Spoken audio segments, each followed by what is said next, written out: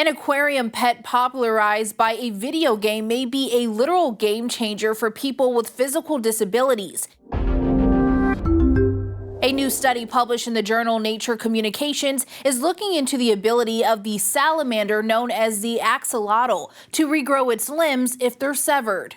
Researchers hope they can replicate the process in humans with missing limbs in the future, but first biologists must understand how the amphibian regenerates arms and legs. In order to do that, scientists genetically engineered glow-in-the-dark amphibians so they could better see their tissue and how regrowth is generated and directed to the affected limb. In this study, researchers looked into the use of a small molecule known as retinoic acid that appears to be responsible for telling the limb which parts to grow. The acid comes from vitamin A and has known restorative properties. It's related to retinol, which is often used in skincare products.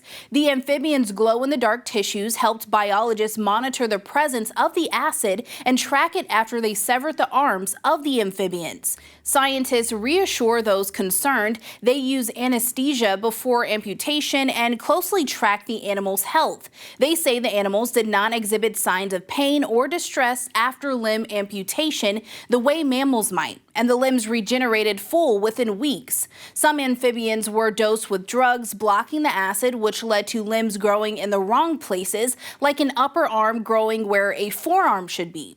The control group, which didn't receive any drugs, saw limbs regrow normally. Researchers say this shows the acid works as a sort of GPS directing cells where to go to regrow the arm or leg. Biologists note they're far from regenerating human limbs, but believe this research is one of the first steps toward achieving that goal. They say better understanding these amphibians will help them understand human DNA and how to direct toward limb regeneration. Researchers say we have the ability to grow limbs as embryos. We just need to find out how to stimulate that growth within our cells to regenerate missing limbs once we're born. That entails sending the right signals to cells. Axolotls are listed as critically endangered in the wild, but popular in pet stores, with most now being bred in captivity.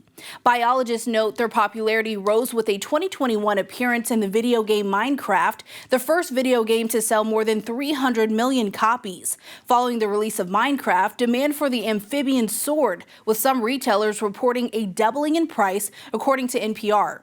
For more on this story, download the Straight Arrow News app or visit san.com. For Straight Arrow News, I'm Kaylee Carey.